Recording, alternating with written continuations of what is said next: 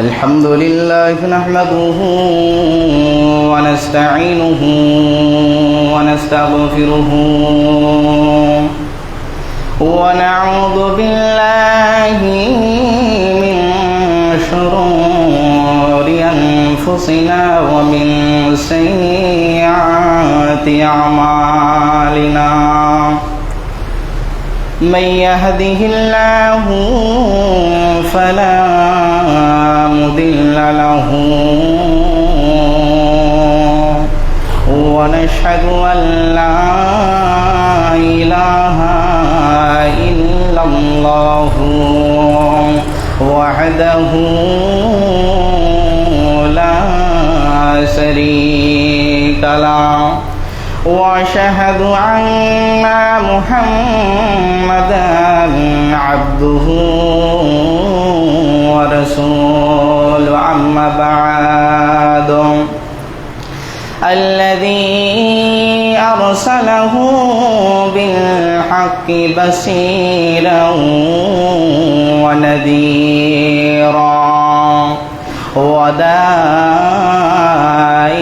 إلى الله بإذنه وسراجا منيرا أما بعد فإن خير الحديث كتاب الله وخير الهدي هدي محمد صلى الله عليه وسلم وشر الأمور محدثاتها وكل محدثة بدعة وكل بدعة ضلالة وكل ضلالة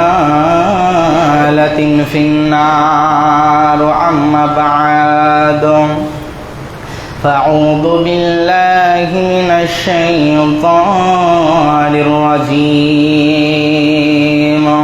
بسم الله الرحمن الرحيم قاف والقرآن المجيد بل عجبوا أن جاءهم منذر منهم فقال الكافرون هذا شيء عجيب أإذا متنا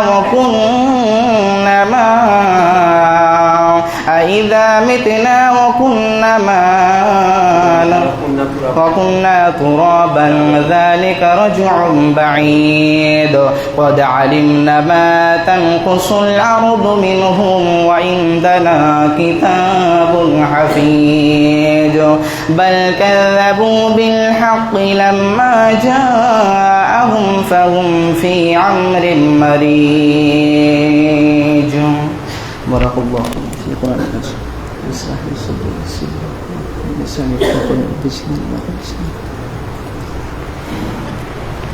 نحمده ونصلي على رسوله الكريم أما بعد فأعوذ بالله من الشيطان الرجيم بسم الله الرحمن الرحيم ولا تهنوا ولا تهزنوا وأنتم الأعلون إن كنتم مؤمنين بسم الله الرحمن الرحيم يا أيها الذين آمنوا اتقوا الله حق تقاته ولا تموتن إلا وأنتم مسلمون الآيات وعن أبي هريرة رضي الله تعالى عنه قال رسول الله صلى الله عليه وسلم بين العبد وبين الكفر ترك الصلاة الحديث ওরে মুমিন ভাই তোরা হইরি রে মুনান, ওরে মুমিন ভাই তোরা হারাস না ঈমান। কি করলি তুই ভবে এসে, মায়ার জালে গেলি ফেসে। কি করলি তুই ভবে এসে, মায়ার জালে গেলি ফেসে। আজরাইলে সে ধরবে কোষে, কে বেচাবে তোর প্রাণ। ওরে মুমিন ভাই তোরা হারাস না ঈমান, ওরে মুমিন ভাই তোরা হারাস না ঈমান। যদি করিস নামাজ রোজা, থাকবে না তোর পাপের বোঝা। যদি পড়িস নামাজ রোজা, থাকবে না তোর পাপের বোঝা। বিনা হিসাবেতে জান্নাত পাবি রে মুসলমান। ওরে মুমিন ভাই তোরা হারাস না ঈমান। সম্মানিত শ্রদ্ধ, আজকে জুমার মুসল্লিবৃন্দ, সমস্ত প্রশংসা, সমস্ত গুণকীর্তন, সমস্ত চিত্ত আরাধনা সেই মহান মুনিবের জন্য, যিনার অশেষ কৃপায় আজকে এই পবিত্র জুমার দিনে উপস্থিত হতে পেরেছি। তাই সংক্ষিপ্ত ভাষায় বলুন আলহামদুলিল্লাহ। তারপরে পরে ধর্মের গুরু, কর্মের নেতা, মা আমিনাল্লাহ আকায় নান্দা, তাজদারে মদিনা, আখিরি নবী মুহাম্মদ রাসূলুল্লাহ সাল্লাল্লাহু আলাইহি ওয়াসাল্লাম, তিনার ওপর শত শত দরুদ ও সালাম বর্ষিত হোক। সকলে বলুন আল্লাহুম্মা সাল্লি আলাইহি আল্লাহুম্মা বারিক আলাইহি। সম্মানিত শ্রোতা মণ্ডলী, আজকে আমি আপনাদের সম্মুখে যে বক্তব্যের বিষয়টা নিয়ে দণ্ডায়মান হয়েছি সেটা হচ্ছে ঈমান। তো ঈমান এমন একটা জিনিস যেটা প্রতিটা মুসলমানের ভিতরে থাকা অপরিহার্য। আমি আজকে মুসলমান, আপনি আজকে যত আমল করব, যা করব না কেন, যদি আমাদের ভিতরে যদি ঈমান যদি না থাকে, তাহলে আমরা ক্ষতিগ্রস্ত, আমাদের বাসস্থান হবে জাহান্নাম, আমরা কোনোদিন জান্নাত যেতে পারবো না। ঈমান এমন একটা জিনিস, ঈমান মূলত দুইটা জিনিস, সবচাইতে বেশি মূলের মধ্যে দুইটা জিনিস। এক নাম্বার হলো মুখে স্বীকৃতি দেওয়া, মুখে বলা এবং অন্তরের ভিতরে আমল রাখা, এটা হলো ঈমান। তো আপনি একটা কথা মুখে স্বীকৃতি দেবেন, বলবেন, এবং ওই কথাটা যদি আপনার কাজে যদি মিল না খায়, তাহলে আপনার এটা ঈমান নয়। আপনি একটা মুখে কথা বলবেন এবং অন্তরের ভিতরে যদি সেটা সম্পৃক্ত যদি থাকে, মিল থাকে, তাহলে এটাই হলো ঈমান। তো ঈমান মূলত সবচাইতে যেটা গুরুত্বপূর্ণ সেটা হলো 6টা। সেই 6টা কি? বিশ্বনবী সাল্লাল্লাহু আলাইহি ওয়াসাল্লাম বললেন যে আমানতু বিল্লাহ, সর্বপ্রথম আল্লাহ রাব্বুল আলামিনের প্রতি ঈমান আনা। দ্বিতীয় নাম্বার হলো আমানতু বিল্লাহি ওয়া মালাইকাতু, ফেরেশতার প্রতি ঈমান আনা।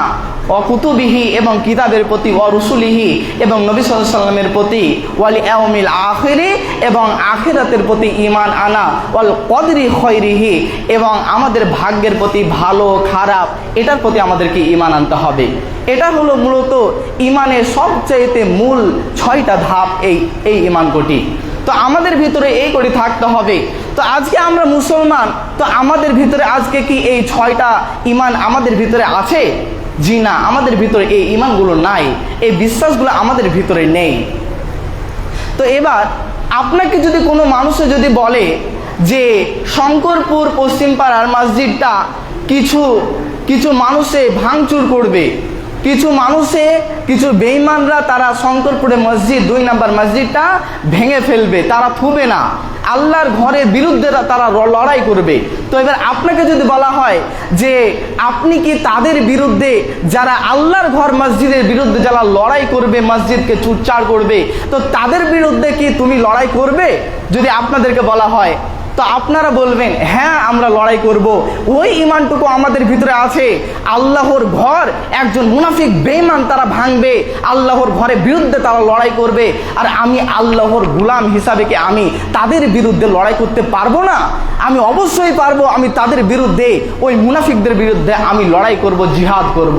আপনি এটা বলবেন। কিন্তু সবচাইতে একটা বড় প্রশ্ন কি জানেন? সেটা হলো আজকে আমাদের ভিতরে যে আমাদের আত্মা, আজকে আত্মার ভিতরে আমরা আজকে লড়াই করতে পারি না। আজকে আমাদের অন্তরের ভিতরে আজকে আমরা জিহাদ করতে পারি না। আর আমরা আল্লাহর ঘর আমরা বাঁচানোর জন্য জিহাদ কিভাবে আমরা করতে পারি? এটা মূলত আমাদের শুধুমাত্র আশাধারা, তাছাড়া কিছুই নয়। তো আপনার অন্তরে বলছে যে তুমি বিড়ি খাও, তুমি সিগারেট খাও, তুমি নামাজ পড়ো না, তুমি হালাল খেও না। আপনার অন্তরে এই কথাটা বলছে, আর আপনি তার বিরুদ্ধে আপনি লড়াই করতে পারছেন না। যে অন্তরে বলছে তুমি বিড়ি খাও আর আমি খাবো না, তার বিরুদ্ধে আমি লড়াই করব, জিহাদ করব, এই জিহাদটা আপনি করতে পারছেন না। আর আপনি বলছেন আমার ঈমান অনেক বড়, আমার অনেক ঈমান আছে, আমার আল্লাহর ঘর একজন ভাঙবে তার বিরুদ্ধে লড়াই করব আমি। তো এটা আপনার কেমন ঈমান হয়ে গেল? এর জন্য বিশ্বনবী সাল্লাল্লাহু আলাইহি ওয়াসাল্লাম বললেন, সর্বপ্রথম তোমরা যেটা মুখে তোমরা স্বীকৃতি দেবে সেটার ভিতরে তোমাদের অন্তরের ভিতরে যেন মিল থাকে, তবেই তোমরা প্রকৃত মুমিন। তো বিশ্বনবী সাল্লাল্লাহু আলাইহি ওয়াসাল্লাম এই কথাটা বললেন, এবং আল্লাহ রাব্বুল আলামিন কি কথা বললেন দেখেন। আল্লাহ রাব্বুল আলামিন বলছেন, বিসমিল্লাহির রহমানির রহিম, ওয়ালা তাহিনু ওয়ালা তাহজানু ওয়া আনতুমুল আ'লাউনা ইন কুনতুম মুমিনিন। আল্লাহ রাব্বুল আলামিন মুমিনদেরকে বলছেন, ওয়ালা তাহিনু, তোমরা ভয় পেও না, ওয়ালা তাহজান, তোমরা হতাশ হও না, নিরাশ হয়ে যেও না, ওয়া আনতুমুল আ'লাউনা, তোমরাই বিজয় হবে, ইন কুনতুম মুমিনিন, যদি তোমরা প্রকৃত মুমিন হও। তোমার পূর্বের লোকেরা তারাও বিজয় হয়েছে, হযরতে মূসার প্রতি অনেক অত্যাচার এসেছে, অনেক নিঃশেষণ এসেছে, কিন্তু আমি আল্লাহ মূসাকেও আমি রক্ষা করেছি, আমি ফেরাউনকে আমি ডুবিয়ে মেরেছি। এরকম ভাবে বিশ্ব নবীর প্রতি অনেক নিঃশেষণ এসেছিল, তাদেরকে অনেক জালেম অত্যাচারীরা অত্যাচার করেছে। বিশ্ব নবী যখন খেতে বসেছে তার থালির ওপরে ছাগলের ফুল ফেলে দিয়েছে, এত অত্যাচার করেছে, আমি তাদেরকেও আমি রক্ষা করেছি। অতএব তুমি যদি মুমিন হও তাহলে আমি আল্লাহ তোমাকেও রক্ষা করব। আল্লাহ বলছে তুমি যদি মুমিন হও তাহলে আমি আল্লাহ তোমাকেও রক্ষা করব। তাহলে আজকে আমরা মুমিন, আমাদের ভিতরে কি ঈমান আছে? জি না, আমাদের ভিতরে আজকে ঈমান নেই। যদি ঈমান থাকতো তাহলে আজকে কত জায়গায় আমরা মুমিন ফেসে যাচ্ছি, আমরা কিন্তু সেখান থেকে আমরা উদ্ধার হতাম। কিন্তু কেন আজকে আমাদের প্রতি এত বিপর্যয়? আজকে আমরা মুসলমান, আমাদের প্রতি কেন আজকে এত বিপর্যয় আসছে? শুধুমাত্র কেন? শুধুমাত্র আমরা মুসলমান, আমাদের ভিতরে ঈমান নেই। তো আজকে আমরা একটা সাহাবে ঈমান জানবো যে তার কতটা ঈমান ছিল। আসুন, আমরা সকলে চিনি যে হযরত বিলাল রাদিয়াল্লাহু তাআলা আনহু, তিনি কেমন ছিলেন? তিনার গায়ের রং কালো, কুচকুচে কালো। তো তিনার ঈমান কেমন ছিল দেখেন। তো মক্কাতে একজন বড় ধনী লোক ছিল, তো তার নাম হলো উমাইয়া। তো উমাইয়া এত ধনী লোক ছিল এবং তার একজন কৃত দাস ছিল, তার নাম হচ্ছে কি? তার নাম বিলাল। তো এই বিলাল রাদিয়াল্লাহু তাআলা আনহু তিনি একদিন তিনাকে ডাকলেন উমাইয়া, যে বিলাল তুমি এদিকে আসো। বিলাল আইলো এবং বিলাল রাদিয়াল্লাহু তাআলা আনহুকে তিনি বললেন, উমাইয়া বললেন যে কিছু লোক এখান থেকে সিরিয়া কিছু মাল নিয়ে যাবে, কিছু ব্যবসায়ীরা, তো তুমি তাদের সঙ্গে যাবে, তোমাকেও যেতে হবে। বিলাল রাদিয়াল্লাহু তাআলা আনহু বললেন যে ঠিক আছে, আমি তাদের সঙ্গে যাব। যেতে যেতে যেতে যেতে যেতে কিছুক্ষণ পর, অনেক দূর যাওয়ার পর সবাই হাঁফছে গেছে, সবাই ক্লান্ত হয়ে গেছে। এরপরে একজন বলল, তাদের মধ্যে কাফিলাদের মধ্যে, গোত্রের মধ্যে, দলের মধ্যে একজন বলল যে আমরা কিছুক্ষণ এখানে বিশ্রাম নিই, আমরা কিছুক্ষণ গাছের তলে আমরা বিশ্রাম নিই, তারপর আবার আমরা চলে যাব সিরিয়ার মধ্যে। তো কিছুক্ষণ পর তারা বিশ্রাম করলো। ওই সময় কিন্তু হযরতে বিলাল রাদিয়াল্লাহু তাআলা আনহু তাদেরকে গান শোনাতে আরম্ভ করলো। এত মধুর তার গলার সুর ছিল। তাদের মধ্যে কিন্তু হযরত মুসা আলাইহিস সালামও ছিলেন। মুসা আলাইহিস সালাম তখন ঈমান আনেননি, বিশ্বনবী সাল্লাল্লাহু আলাইহি ওয়াসাল্লাম তিনি নবুয়ত পাননি। তখন কি হয়েছিল, বিশ্বনবী সাল্লাল্লাহু আলাইহি ওয়াসাল্লাম তিনি তখন নবুয়ত পাননি, নবী হননি। তো মুসা আলাইহিস সালাম তাদের সঙ্গে ছিল। যখন বিলাল রাদিয়াল্লাহু তাআলা আনহু গাছের তলে যখন তাদেরকে গান শোনাচ্ছিলেন, তখন মুসা আলাইহিস সালাম তিনি পাগল হয়ে গেলেন। এত সুন্দর গলা, এত সুন্দর সুসিদ্ধ গলা, বিলাল রাদিয়াল্লাহু তাআলা আনহু গলা শুনে হযরত মুসা আনহু তিনি পাগল হয়ে গেলেন। এরপরে কি হলো, হযরতে বিলাল রাদিয়াল্লাহু তাআলা আনহু তিনি নিজে নিজে মনে মনে ভাবছেন যে বিশ্বনবী যেটা বলছে, মুহাম্মদ যেটা বলছে, এটাই হলো ঠিক। এরপরে কিছুক্ষণ পর বিলাল রাদিয়াল্লাহু তাআলার কাছে গিয়ে বলছে, দয়ার নবী গো, আপনার আমি হাত ধরলাম, আপনি আমাকে ঈমানের চেতনা ভরে দেন, আপনি আমাকে ইসলাম গ্রহণ করিয়ে দেন। আমি বুঝলাম, আমি জানলাম যে ইসলাম কত সুন্দর জিনিস, ইসলাম কত সুন্দর ধর্ম, আমি সব কিছু বুঝে নিয়েছি। দয়ার নবী গো, আপনি আমাকে ইসলাম গ্রহণ করে দেন। তখন দয়ার নবী বিলালকে ধরে নিলেন এবং কলমা পড়ে তিনি ইসলাম গ্রহণ করিয়ে দিলেন। বিলালকে বললেন, বিলাল তুমি আমার সঙ্গে সঙ্গে বলো, লা ইলাহা ইল্লাল্লাহু ওয়া আশহাদু আন্না। বিলালকে বলে যখন কলমা পড়িয়ে দিল, বিলাল ইসলাম গ্রহণ করে নিল। কিছুদিন পর তার দাসী, তার রাজা ও হযরতে উমাইয়া, এই উমাইয়া ইবনুল খালফ জেনে নিল যে আমার কৃত দাস ওই বিলাল কেন ইসলাম গ্রহণ করে নিল। ইসলামটা আমার এত জঘন্য ধর্ম, আমি ওই ইসলামকে দেখতে পারি না।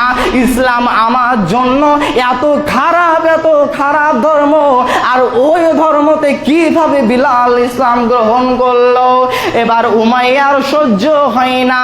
উমাইয়া কিছুক্ষণ পর যখন বিলালকে ধরলো এবং বিলালকে ধরে বলছে, বিলাল তুই কেন ইসলাম গ্রহণ করে নিলি বল। বিলাল বলছে, ওটাই হলো শ্রেষ্ঠ ধর্ম, ওটাই হলো ভালো ধর্ম, ওটাই হলো মানোনীত ধর্ম, আমি ধর্ম গ্রহণ করে নিলাম, তুমি আমার যা করবে করে নাও।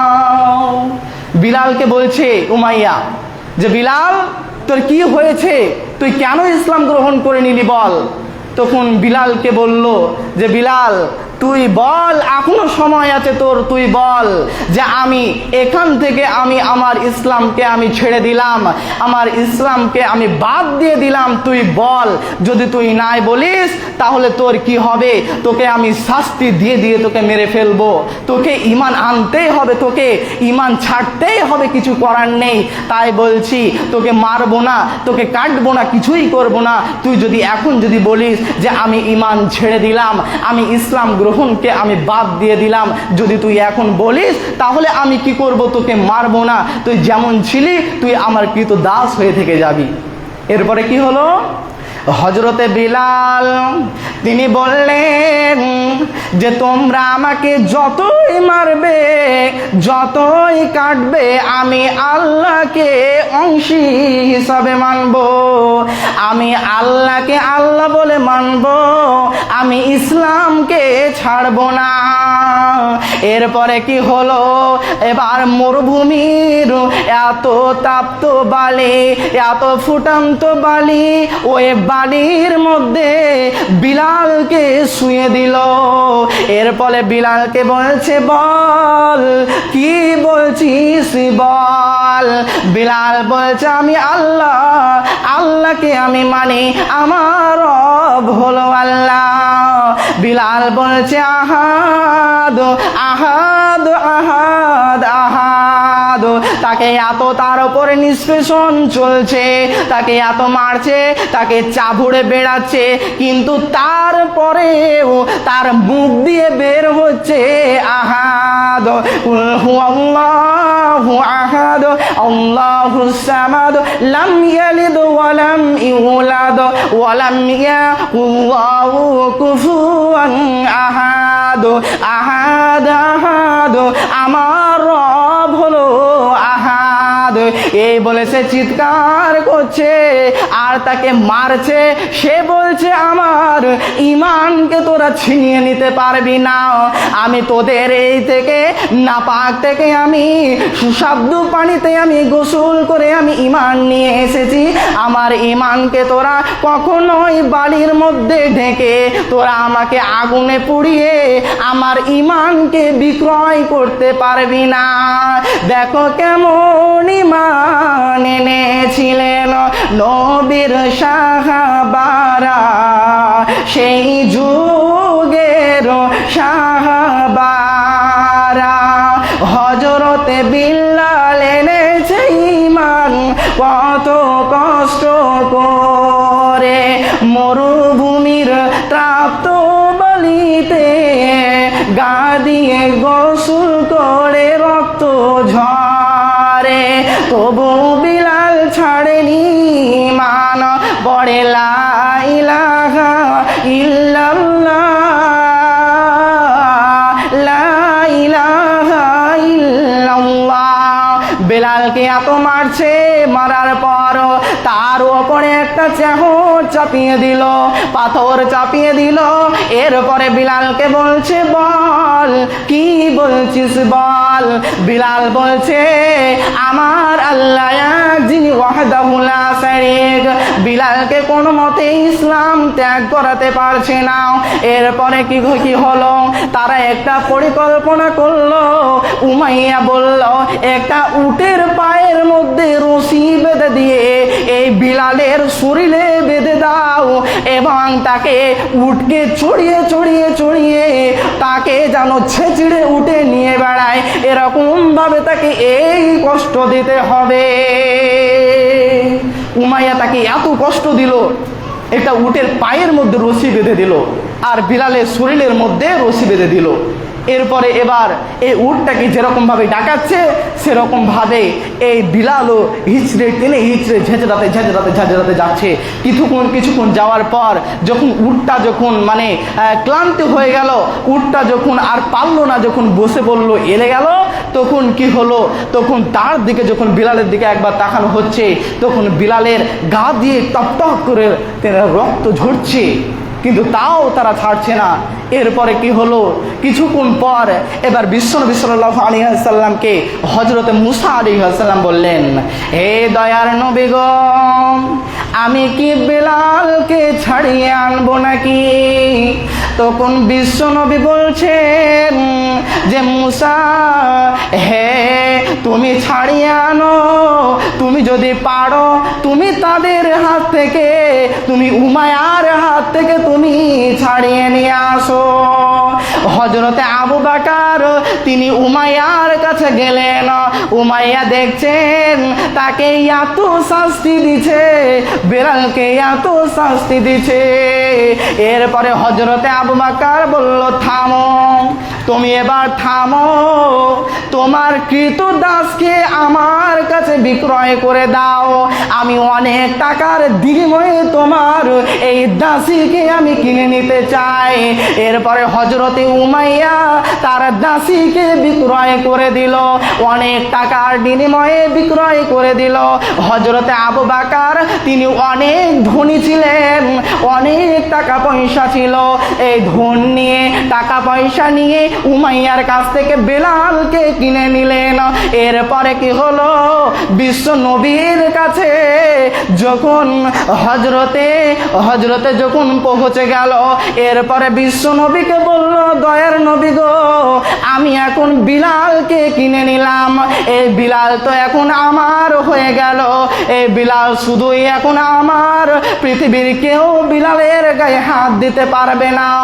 হযরতে কি করলো, যখন বলল যে তোমরা আমার কাছে বিক্রয় করে দাও, বিশ্বনবী বলল, তুমি কি এই বিলালকে আমার হাতে তুলে দিবে নাকি? তখন দয়ার নবী বলল, তোমরা আমার হাতে তুলে দাও, আমি তাকে একটা কাজ দিয়ে দেব। বিশ্বনবী তিনি বলছেন আবু বকরকে, বলছেন আবু বকর তুমি তো কিনে নিলে, তো এই দাসীটা তুমি আমার হাতে যদি তুলে দাও তাহলে আমি তার ব্যবস্থাটা নিতাম। তখন তিনি কি বললেন, হযরতে আবু বকর বলছেন যে আমি বিক্রয় করব না, এটা আমি আপনাকে হাদিয়া স্বরূপ দিয়ে দিলাম, এই বিলালকে আমি হাদিয়া স্বরূপ দিয়ে দিলাম, আপনি যা করবেন আপনি করে নেবেন। এরপরে কি হলো, মুসা আলাইহিস সালাম তিনি হযরতে তিনি কি করলেন, তাদের হাতে বিক্রি করে দিলেন। বিশ্বনবী সাল্লাল্লাহু আলাইহি সাল্লাম তিনিও নিয়ে নিলেন, বিশ্বনবী সাল্লাল্লাহু আলাইহি সাল্লামকে হাদিয়া করে দিলেন। এরপরে বিশ্বনবী সাল্লাল্লাহু আলাইহি সাল্লাম তাকে বলল, তোমাকে তো একটা কাজ দেওয়া দরকার, তো আমি তোমাকে একটা চাকরি দিয়ে দেব। তখন বিলাল রাদিয়াল্লাহু তাআলা আনহু বলছেন যে আমাকে আবার আপনি কি চাকরি দেবেন, আমাকে আবার কেউ চাকরি দেয়? আমি তো একজন কালো মনের মানুষ, আমার তো শরীরটা কালো, আমি তো দেখতে সুন্দর নয়, আমাকে কে আবার নেবে চাকরিতে? তখন দয়ার নবী তাকে বললেন যে তুমি ভেবেছো নিজেকে তুমি এতই কমা মনে করছো? তোমার ইমানের জোজদা অনেক বড়, তোমার ইমান অনেক শক্ত হাড়ি। তুমি শোনো, তোমাকে একটা কাজ করব, আমি মসজিদে নববীর ইমাম, আমি তোমাকে মুয়াজ্জিন হিসাবে তোমাকে আমি নিয়ে নিলাম। এই বলে যখন বিশ্বনবী সাল্লাল্লাহু আলাইহি সাল্লাম তার মসজিদে নববীর যখন মুয়াজ্জিন যখন করে দিলেন, তখন কি হলো, যারা অনেক সাহাবী ছিল তারা কিন্তু রেগে তিনারা মুখ লাল হয়ে গেছে, গা লাল হয়ে গেছে, যে কালো বিশিষ্ট একজন লোককে, ফুটপাতের একজন লোককে বিশ্বনবী সাল্লাল্লাহু আলাইহি সাল্লাম কি করছেন, কেন মসজিদে নববীর মুয়াজ্জিন বানাচ্ছেন, কেন? একজন সুন্দর মানুষকে বানাবে কত সুন্দর লাগবে, তো এই কালো বিশিষ্ট একজন মানুষ, ফুটপাতের একজন মানুষকে কেন এরকম ভাবে মুয়াজ্জিন বানাচ্ছেন? এই কথা একজন বললেন। তার মধ্যে আরেকজন সাহাবী, যে বিখ্যাত সাহাবী হযরতে সাদ রাদিয়াল্লাহু তাআলা আনহু, তিনি চিৎকার করে বলছেন যে এই সব মুয়াজ্জিন এখানে চলবে না, এই মুয়াজ্জিনকে এখান থেকে ভাগাতে হবে, এই মুয়াজ্জিন এখানে আমরা তাকে জায়গা দেব না।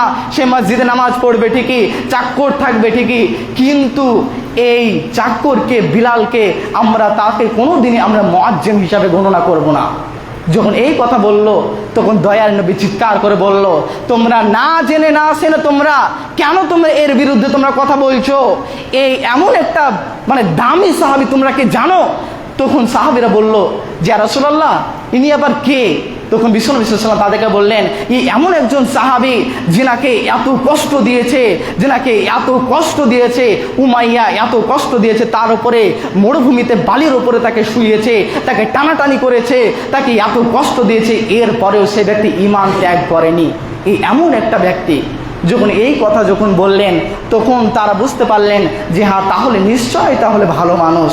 এবার সাদ রাদিয়াল্লাহু তাআলা আনহুকে বিশ্বনবী জিজ্ঞেস করছেন, এই সাদ, তুমি কি বলছো বলো? তখন বিশ্বনবী সাল্লাল্লাহু আলাইহি ওয়াসাল্লামকে বলল, হ্যাঁ তাহলে রেখে দেন। তখনই তিনি সিরিয়াস হননি, তার মনটা গলেনি এই মুয়াজ্জিনের প্রতি, তিনি বললেন হ্যাঁ রেখে দেন তাহলে।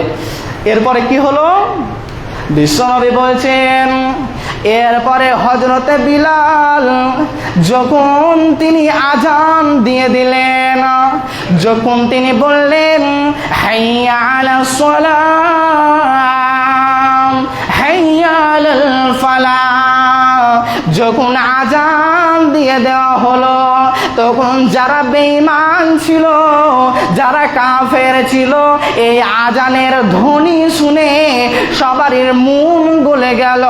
কতজনা বেহুশ হয়ে পড়ে গেল। তার গলার এত ঝংকার ছিল, যখন সে আজান দিতে আরম্ভ করলো তখন এবার সাদ বলছে, ইনি আবার কে আজান দিচ্ছে? মসজিদে নববীতে এতদিন কেউ এরকম ভাবে আজান দেয়নি। ইনি আবার সেই ওই ব্যক্তি হবে না তো যে কালো বিশিষ্ট সাহাবে? তখন হযরতে সাদ যখন মসজিদে নববীর ভিতরে গেলেন তখন দেখলেন যে ওই কালো বিশিষ্ট সাহাবীটা আজান পেশ করলো। হযরত বিলালই আজান পেশ করলো। তারা সবাই অবাক, যারা কাফের ছিল, যারা মক্কাতে, তারা সবাই বেহুশ হয়ে পড়ে গেছে যে আজকে আবার এটা কি হচ্ছে, এই আজানটা আবার কে দিচ্ছে, তিনাকে আমরা সবাই দেখব। এই বলে আজান শুনতে শুনতে বিলাল যখন বলেছেন হাইয়া আলাস সালাহ হাইয়া আলাল ফালাহ, যখন টান মেরেছে তখন যারা বেঈমান ছিল, যারা মুশরিক ছিল, যারা কাফের ছিল, তারা বেহুশ হয়ে পড়ে গেছে, তারা অজ্ঞান হয়ে গেছে। এরপরে কি হলো, হযরতে সাদ রাদিয়াল্লাহু তাআলা আনহু এবার নামাজ আরম্ভ করছেন মসজিদে নববীতে, নামাজ আদায় করছেন। আর তিনি অঝোর নয়নে কাঁদছেন, কান্না করছে আর হেঁপিয়ে হেঁপে আল্লাহকে বলছেন, হে আল্লাহ তুমি আমাকে ক্ষমা করে দাও, আমি এতদিন বুঝিনি, এই মানুষটাকে আমি চিনিনি, হে আল্লাহ আমার ভুল হয়েছে, তুমি আমাকে ক্ষমা করে দাও। হেঁপিয়ে হেঁপিয়ে কাঁদছে। এরপরে তিনি যখন নামাজ শেষ হয়ে গেল, সাদ রাদিয়াল্লাহু তাআলা আনহু তখন মসজিদ থেকে বের হবার আগে এবার বিলালকে হাত ধরে নিয়েছে, বিলালের হাত ধরে বলছে, বিলাল তুমি আমাকে ক্ষমা করে দাও, আমি তোমাকে বুঝতে পারিনি, আমি তোমাকে চিনতে পারিনি, তুমি আমাকে ক্ষমা করে দাও। এই বলে বিলালের হাত ধরে কাঁদছেন। তখন বিলাল রাদিয়াল্লাহু তাআলা আনহু বলছেন যে আমি কিসের তোমাকে ক্ষমা করব না, আমি তো একজন পাপী বান্দা, আমি তোমাকে ক্ষমা করে দিলাম, আমি কোনো কিছু মনে করিনি, তোমরা যে যায় আমাকে মনে করেছো, আমি কিছুই মনে করিনি, তোমাদের কথাতে আমি কিছুই কষ্ট পাইনি, কারণ আমি তো একজন খারাপ মানুষ, আমি তো একজন দেখতে সুন্দর নয়, আমি একজন কালো মানুষ, আর আমি কি তোমাদের জন্য কষ্ট পাবো বলো, তোমরা যে যা বলো আমি তোমাদের কথায় আমি কষ্ট পাই না। এই বলে সাদ রাদিয়াল্লাহু তাআলা আনহুকে বললেন। তখন সাদ রাদিয়াল্লাহু তাআলা আনহু কি করলেন, তিনার পায়ে পড়ে তিনি কান্না করছেন। আর সাদ রাদিয়াল্লাহু তাআলা আনহুকে বলছেন, এই সাদ তুমি শোনো, তোমাকে আমি ক্ষমা করে দিয়েছি, আমার পায়ে পড়ার কোনো প্রয়োজন নেই। এরপরে সাদ রাদিয়াল্লাহু তাআলা আনহু বেলালকে বলছেন, বেলাল আমি নিজেকে আমি কোনোদিন ক্ষমা করতে পারছি না, আমি তোমার পায়ের কাছে আমি শুয়ে গেলাম, তুমি আমার মুখে পাতে মেরে মেরে আমার মুখ থেকে তুমি প্যাকচার করে দাও, আমি কিছুই বলবো না, এরপরে আমি মনে করব আমি নিষ্পাপ মানুষ, কিন্তু তুমি যতক্ষণ পর্যন্ত তুমি আমাকে শাস্তি না দেবে আমি কোনোদিন আমি নিজেকে ক্ষমা করতে পারবো না। তাহলে দেখেন বিলাল রাদিয়াল্লাহু তাআলা আনহুর তিনার ঈমান কেমন ছিল, তার ঈমানের মজবুতি কত ছিল দেখেন। আর আজকে আমাদের ঈমানটা একবার দেখেন, আপনি একবার মাপ করেন যে তার ঈমানটা কেমন আর আমাদের আজকে ঈমানটা কেমন। আপনি এখান থেকে আপনি মাপ করেন। আপনি যদি জানতে চান বিলাল কত কষ্ট করেছে, এই ঈমান আনতে যে কত কষ্ট করেছে, যদি পুরো ঘটনা যদি বলা যায়, পুরো যদি ইতিহাসটা হতে বলা যায়, তাহলে 2-3 সপ্তাহ মতো সময় লাগবে। এত বড় ইতিহাস, তার প্রতি এত নিষ্পেষণ চলেছে, এরপরে সেই ব্যক্তি ধৈর্য ধরেছে এবং সেই ব্যক্তি বুক উঁচু করে বলেছে, হাত উঁচু করে বলেছে যে তোমরা আমাকে যতই মারো। উমাইয়াকে বলছে তুমি আমাকে মেরে ফেলে দাও, কিন্তু আমার ঈমান তোমার এতে ভিজবে না, আমার ঈমান তোমার এই নিষ্পেষণে আমার ঈমান চলে যাবে না, আমার ঈমান ওরকম নয়। এই বলে সেই ব্যক্তি চিৎকার করছে। তাহলে দেখুন তাদের ঈমান কেমন আর আমাদের আজকে ঈমান কেমন। পরিশেষে আমি আল্লাহর কাছে দোয়া করব, হে আল্লাহ গো তুমি আমাদের ঈমানকে তুমি মজবুত করে দাও, হে আল্লাহ গো ওই বিলালের ঈমানের মতোই তুমি আমাদের ঈমানকে তুমি হাডি করে দাও। সকলে বলুন আল্লাহুম্মা আমিন। আল্লাহুম্মা সাল্লি আলা মুহাম্মাদ ওয়া আলা আলি মুহাম্মাদ কামা সাল্লাইতা